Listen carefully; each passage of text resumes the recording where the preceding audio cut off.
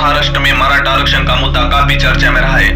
उसके लिए मराठा नेता मनोज जरांगे पाटिल ने आंदोलन की पुकार की और उन्होंने अनशन पुकारा, लेकिन वो अनशन तोड़ने के लिए उन्होंने कहा कि वहां पे पुलिस आ गई और पुलिस ने हमारे लोगों पे बहुत बेरहमी से लाठीचार्ज कर दिया। लेकिन वो लाठीचार्ज इतना भयानक था कि वहां पे उपस्थित लोगों के शरीर में पुलिस ने 35 गोलियां भी मारी और उसकी वजह से वो काफी गंभीर जख्मी हो गए और घायल हो गए। तो किसी महिलाओं के सर भी फट गए। वहां पे महिला उपस्थित थे, छोटे बच्चे भी उपस्थित थे। ऐसा आरोप वहां पे उपस्थित आंदोलनकर्ताओं ने लगाया है।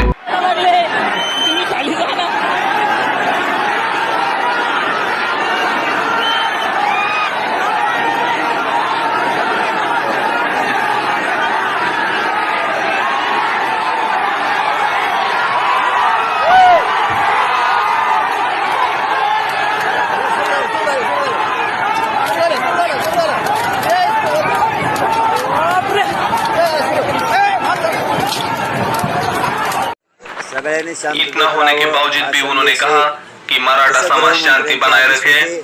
पुलिस ने हमसे बात की है और पुलिस ने उनसे कहा कि जो ऊपर से उनको गृह मंत्रालय से आदेश आ गया उसी का हमने पालन किया है। ऐसा आरोप उन्होंने देवेंद्र फडणवीस पर लगाया है। उन्होंने कहा कि अगर हमको हिंसा ही करनी होती तो हम अनशन नहीं करते और समाज में जाके उद्रेक ही कर देते, लेकिन हमको ऐसा नहीं करना है। हमको पता है कि जो शांति से काम होगा वो उद्रेक से नहीं होगा। तो इसलिए उन्होंने समाज से कहा कि आप फिर से एक बार शांति बनाए रखें। इतना लाठीचार्ज होने के बाद भी मनोज जरांगे पाटिल ने अपना अनशन बनाए रखा। इसलिए वहाँ के विपक्षी नेता शरद पवार, उसके बाद मनसे नेता राज ठाकरे, वंचित बहुजन आघाड़ी के नेता प्रकाश आंबेडकर, उसके बाद एमआईएम के नेता इम्तियाज जलील ने वहाँ पे आकर अपना पाठिंबा भी उनको दर्शाया। त्यांच्यासाठी काय एक जण गेला तर फरक पडत नाहीये, पण आपल्यासाठी महत्त्वाचं आहे। उसके बाद सफाई देते वक्त होम मिनिस्टर देवेंद्र फडणवीस ने कहा कि जो लाठीचार्ज वगैरह किया वो अधिकार एसपी और डीवाईएसपी के अखत्यारित भी होता है। उसके लिए गृह मंत्रालय के आदेश की कोई जरूरत नहीं होती है, लेकिन हमको बल का उपयोग नहीं करना चाहिए था। इसलिए मैं समाज से माफी मांगता हूँ। आम्ही बळाचा उपयोग त्या ठिकाणी केलेला नाही आणि आता हे बळाचा उपयोग करण्याचं कुठलं कारणच नव्हतं। त्यामुळे सर्वप्रथम ज्या निष्पाप नागरिकांवर या बळाच्या वापरामुळे ज्यांना इजा झालेली आहे, जे जखमी झालेले आहेत, त्यांच्या प्रती शासनाच्या वतीनं या ठिकाणी मी क्षमा याचना करतो, क्षमा मागतो। इतना कुछ होने के बावजूद भी मराठा नेता मनोज जरांगे पाटिल ने लगातार 17 दिन उपोषण किया और उसके बाद महाराष्ट्र के सीएम एकनाथ शिंदे उनको मिलने पहुंचे और उसके बाद उन्होंने कहा कि हम मराठा आरक्षण पर गंभीरता से विचार कर रहे हैं और हमने सुप्रीम कोर्ट में याचिका दाखिल की है और हम ऐसा आरक्षण देंगे जो सुप्रीम कोर्ट में भी टिक पाएगा। सरकार के आश्वासन के बाद सरकार को 40 दिन का वक्त देने के अट पर उन्होंने अपना अनशन पीछे ले लिया। अनशन छोड़ते वक्त मनोज जरांगे जी ने सरकार को 24 अक्टूबर तक का अल्टीमेटम दे दिया और उस 40 दिन में उन्होंने कहा कि हम जगह जगह पे जाएंगे और समाज को आंदोलन के बारे में और मराठा आरक्षण के बारे में समझेंगे और हमारे समाज को हम एक संघ बनाएंगे। समाज को एक संघ बनाने के लिए वो महाराष्ट्र के छोटे मोटे गांव में जाकर दिन में 50-50 भाषण भी दिए। लोगों ने उनको बहुत सारा प्यार भी दे दिया। शिवाजी महाराजांसारखा राजा कधीच कोणा एकाचा नसतो, तो एकाच वेळी समद्या रयतेचा असतो।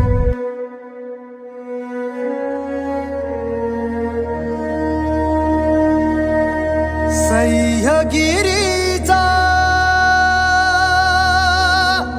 फत्तर फोडून जन्म आला, लावा तू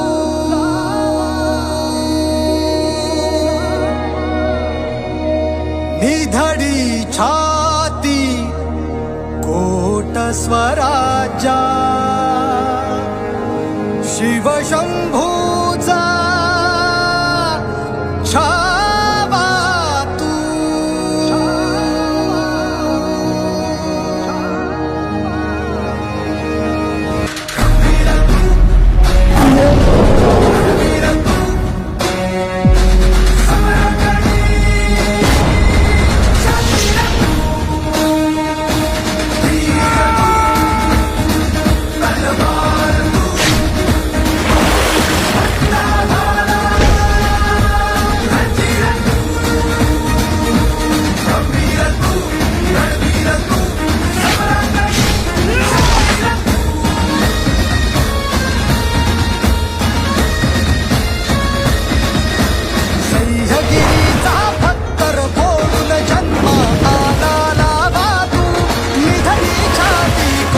स्वराजा शिवशंभूचा छावा तू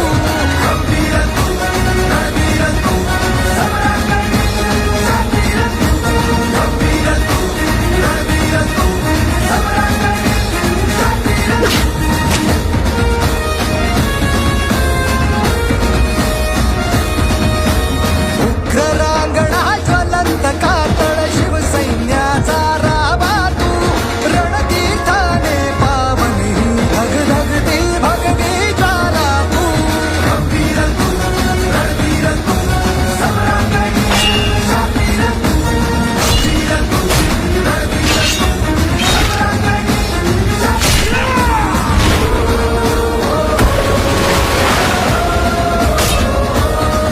तुझ्या कीर्तीचा टमटम वाजो तुझ्या शक्तीचा परचम नाचो तुझ्या कीर्तीचा टमटम वाजो तुझ्या शक्तीचा परचम नाचो सह्याद्रीच्या पिढ्या पिढ्या तुला हंबीर शिवतांडव गाजो हंबीर शिवतांडव गाजो हे हंबीर शिवतांडव गाजो हंबीर तू हंबीर तू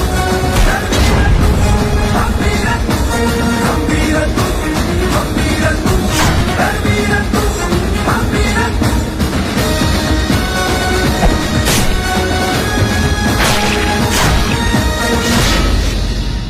आमच्या सारख्यांच्या पिढ्या येत जात राहतील हो, पण छत्रपती नावाचं वादळ या मातीत रोज घोंगावणार.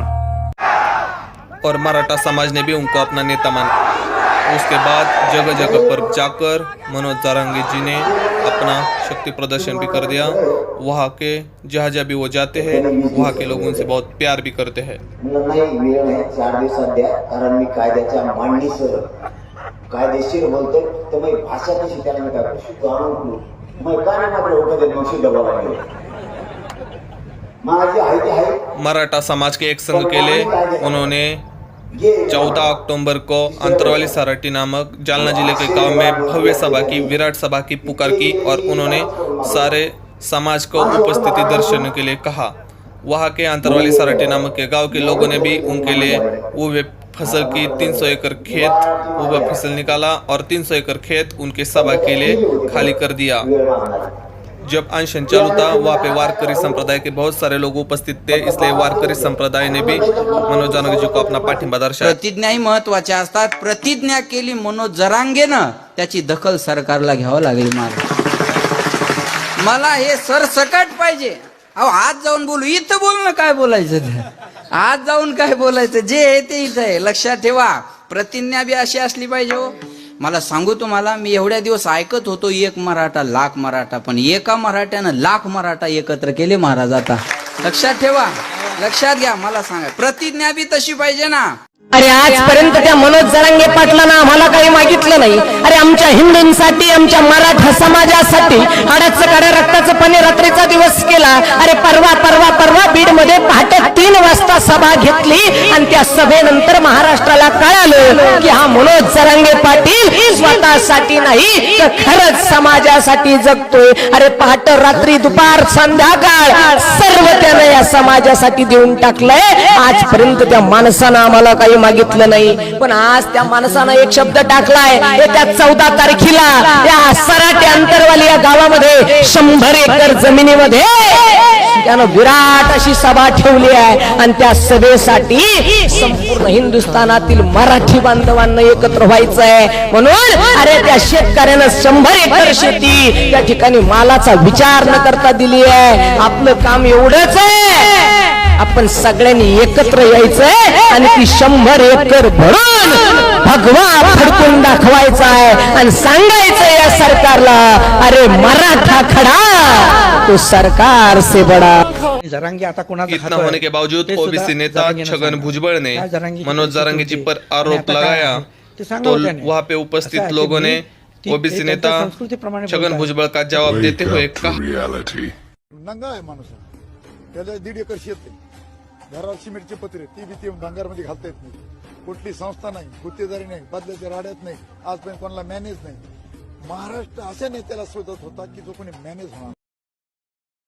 मनोज जरांगे जहाँ पे जाते हैं वहाँ पे लोगों का प्यार उनको दिखाई मिलता है और वहाँ के लोग उन पे फूल की बरसात भी कर रहे हैं. हे आदिनांत अशा शिवाचे त्रिशूळ आम्ही त्या भैरवाचे, आम्ही निळकंठ विष पिऊन मोडितो वैऱ्याची मुंडकी मोजून, चंडीची ती प्यास मराठे, दुर्गेचे ते हास्य मराठे, हिचे लाडवा जाऊन कोरे रे फाडून पल्ल्याड जाती मराठे, रक्त अस्त्र वज्र ज्यांचे वार गाव दन त्यांचे, ढाल देहीची खण खण खण मनी स्वराज्य दन दन दन, शिवरायांची अन मराठे, जिजामातेचा मान मराठे, ओढत जाती शत्रू सारा भगवाच्या तळात रोवी मराठे, आले मराठे आदिनांत अशा शिव. मी खानदानी शेतकऱ्यांचा पोरगा आहे, खानदानी मराठ्यांची औलाद आहे, मराठ्यांची गद्दारी नाही करू शकत. मी ज्या समाजाला मायबाप मानलं त्या समाजाची गद्दारी करणार नाही जिवंत असेपर्यंत. मला कशाची गरज नाही. मग म्हणले कानात बोलतो, म्हणजे उठ व्यासपीठ खाली होते कान. मनोज जरांगे जी ने विराट सभा का ऐलान किया और 14 अक्टूबर को अंतरवाली सराटी नामक के गांव में युवक वर्ग सहित लगभग 1,50,00,000 मराठा एक जगह उपस्थित दिखे और मनोज जरांगे जी की 300 एकड़ की भव्य सभा वहां पे हो गई. 14 अक्टूबर अंतरवाली सराटी नामक गांव में 1,50,00,000 मराठा उपस्थित हो गए.